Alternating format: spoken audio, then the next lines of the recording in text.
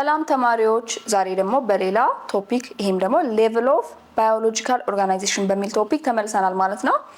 So by the end of this lesson tissues, organ systems ምንድናቸው የሚለውን እናያለን እና ደግሞ እንዴት እነዚህኞቹ በአጠቃላይ ኦርጋኒዝምን እንዴት እንደመሰረቱ እንዴት ኢንተርዲፔንደንት እንደሆኑ ነው የምናየው ማለት ነው። So the overview of biological organization ስናይ it starts at the cellular level. So ነገር ግን at the cellular level ቢሆን every other ከዛ በኋላ የሚመጣው ነገር is dependent on this የመጀመሪያው level ማለት ነው። So the cellular level ማለት ልክ atoms join to form the cells ማለት ነው። ስለዚህ ሴሎቹ ልክ በሚመሳሰል ሁኔታ ወይ አንድ ላይ ይመጣሉ ወይም ደግሞ አንዷ ሴል ራሱ የምትሰራው ከኦርጋኔል ሳይቶፕላዝም ኒውክሊየስ ከምንላቸው ስትራክቸሮች እንደሆኑ ከዚህ በፊት ባሉት ሌሰኖች አይተናል ማለት ነው። So this cellular level after that ላለው level ወይም ደግሞ after that ላለው organization is very essential ማለት ነው። ቀጣዩ ያለው ስቴፕ ምንድነው? ሴል ስፔሻላይዜሽን ነው። ይሄ ማለት እያንዳንዱ ሴል ስፔሲፊክ ለሆነ ፋንክሽን ዲዛይን ሲደረግ ማለት ነው። ስለዚህ ሁሉም ሴሎች አንድ አይነት የሆነ ኦርጋናይዜሽን አይኖራቸውም ማለት ነው። ስለዚህ አንዴ ግሮ ካደረጉ በኋላ እያንዳንዱ ሴል ስፔሲፊክ ለሆነ የሆነ አይነት ቲሹ ለመስራት ሊሆን ይችላል፣ የሆነ አይነት ፋንክሽን ፐርፎርም ለማድረግ ሊሆን ይችላል። ለዛ ስፔሻላይዝድ ሲሆኑ we call that ሴል ስፔሻላይዜሽን ማለት ነው። ሶ the functional unit ማለት ደግሞ እነዚህ ስፔሻላይዝድ የሆኑት ሴሎች ደግሞ አንድ ላይ መጥተው አይዘር ቲሹ ከዛ ከቲሹ ሌቭልም ደግሞ ከፍ ያለ ኦርጋን መመስረት ሲጀምሩ we call that the functional unit ማለት ነው። ስለዚህ ዩኒክ የሆነ ሼፕ ዩኒክ የሆነ ስትራክቸር ፎርም እያደረጉ ይሄዳሉ ማለት ነው። So when we come to this level of organizations, the first one is tissues, because we have already covered cells. ሴሎች ደግሞ አንድ ላይ ሲመጡ የሚመሰርቱት ማንን ነው? ቲሹስን ነው ማለት ነው። So tissues ማለት በዋናነት they are the collection of the same type of cells trying to perform a specific task. ስለዚህ አንድ አይነት የሆኑ ሴሎች አንድ ላይ መጥተው ስፔሲፊክ የሆነ ታስክ ለመስራት የሚሞክሩበት ማለት ነው።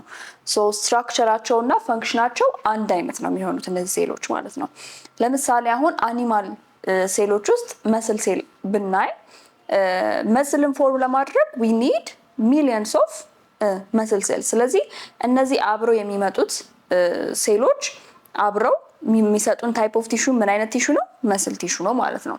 When we come to the plant, we have the xylem. So if you remember, xylem የፕላንት ትራንስፖርት ሲስተም ውስጥ የምናገኘው ስትራክቸር ነው። ያንን xylem ፎርም ለማድረግ አንድ ላይ የሚመጡት ታይፕ ኦፍ ሴሎች አንድ አይነት ናቸው። ስራቸው ደግሞ they assist in the transportation of different structures in the plant ማለት ነው። The level 2 organization of in living cells ስናወራ we come to the organs.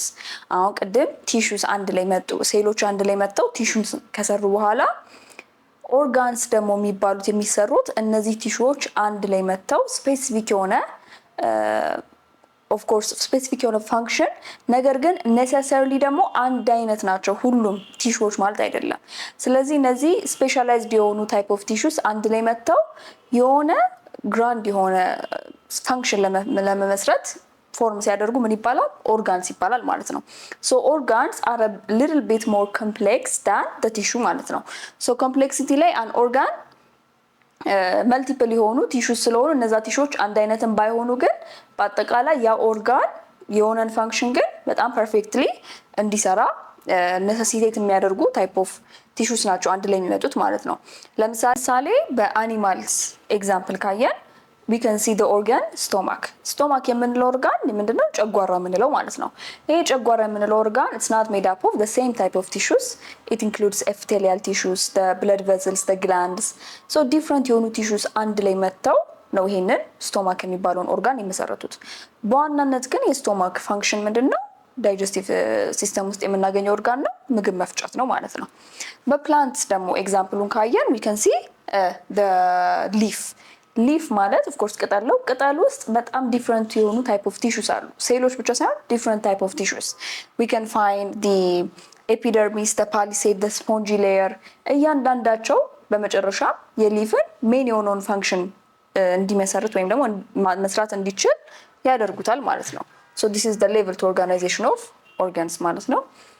ሌቭል 3 ላይ ስንመጣ we have the organ systems so አሁን ይሄ ደግሞ of course ከኦርጋን ሌቭል ደግሞ more complex ነው because it's made up of different organs coming together to perform በጣም ላይፋችን ዲፔንድ የሚያደርግበትን ፋንክሽን ያንን ለመስራት ነው እነዚህ ኦርጋኖች አብሮ መጥተው ይሄንን ሲስተም ይመሰርቱት ማለት ነው so in level 3 ላይ we have interdependence ማለት ነው አሁን ለምሳሌ if we take the breathing systemአችን ላይ አሁን ለምሳሌ አፍንጫችን ለምሳሌ we might not think it's that the most important part ግን አፍንጫችን እንኳን የሆነ ነገር ቢሆን the whole breathing system ምን ይሆናል compromised ይሆናል ስለዚህ ሙሉ ሲስተሙ አፌክትድ ይሆናል ማለት ነው this is what we call interdependence አንዷ ኦርጋን የሆነ አይነት malfunction ካላት the whole system collapse ሊያደርግ ይችላል so when we come to ለምሳሌ another example the digestive system in the human case digestive system ላይ እና nervous system ላይ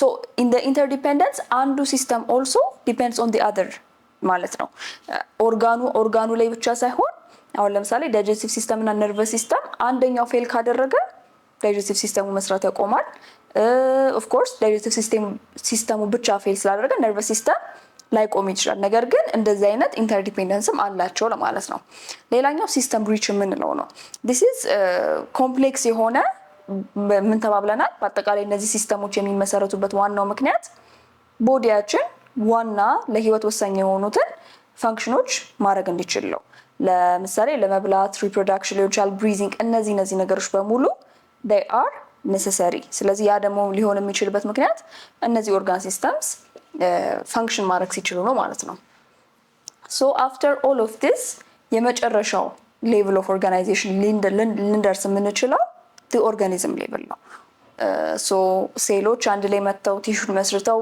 ቲሹ ኦርጋን ሲስተም ካለን በኋላ ከኦርጋን ሲስተም የመጨረሻው ሌቭል the organism ነው the organism የምንለው of course ህይወት ያለው ነገር ማለት ነው እነዚህ ህይወት ያላቸው ነገሮች ብዙ ጊዜ of course in this especially አሁን በመናወርበት level of organization multicellular ነው multicellular ማለት of course ከአንድ አይነት ሴልም አይደለም ከአንድ ሴል ብቻም አይደለም ከአንድ አይነት ሴሎችን ብቻ አይደለም የሚሰሩት ሌላ impact of damage ነው lower level ላይ የሚፈጠር የትኛውም type of damage it can affect the whole system ወይም the whole organism ማለት ነው ይሄ level of organization አንደኛው ላይ የሆነ አይነት malfunction ካለ the whole organism it might not be able to function ወይም ደግሞ ላይፈጠርም ይችላል if it is at the cellular level ማለት ነው so survival ላይ ዋናው ስራችን ምንድነው ማለት ነው እነዚህ level of organization ማስጠበቅ ነው starting from the cellular level to the tissue the organ system ማለት ነው